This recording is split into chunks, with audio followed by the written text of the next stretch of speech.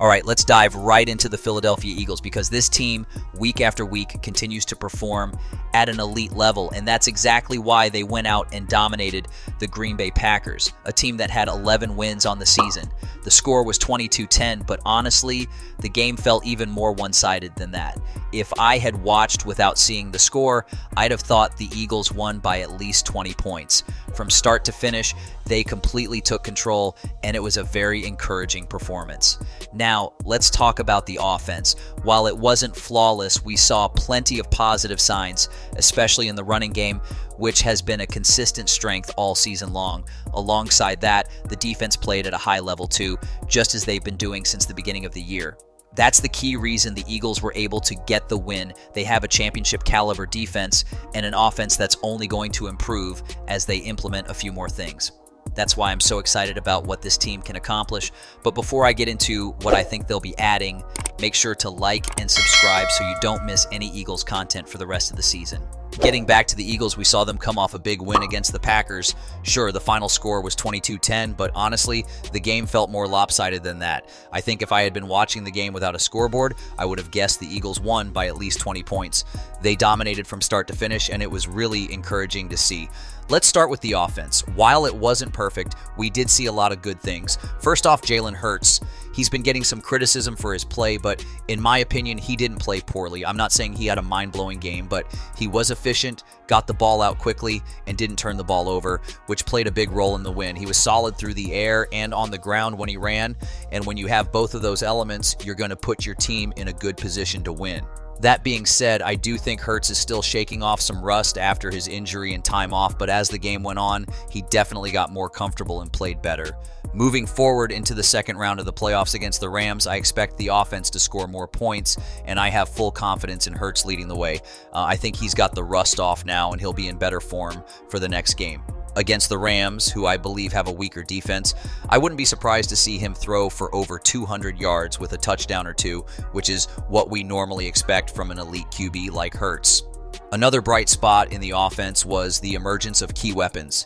Devonta Smith led the team with 55 receiving yards, and some of those catches were crucial for keeping drives alive. Every week when he gets the targets, he finds a way to make plays, and that was the case again here. He consistently got open, and when you pair that with Dallas Goedert's strong performance, he had a big game with yards after the catch. It was a great duo. This was his second game back after injury, and he looked fully back to his old self. That's exactly what the Eagles need to make a deep playoff run. Goedert has always been one of the better receiving tight ends in the NFL, and he showed why against the Packers. When it comes to the running game, they're already elite, led by Saquon Barkley.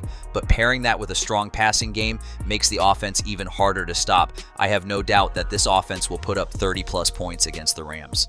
The offensive line is solid enough to protect Hurts against a pretty decent Rams defensive front, and as long as they give him time and create running lanes for Barkley, the offense will generate a lot of big plays. The first person to give credit to for the defense's dominance is Vic Fangio.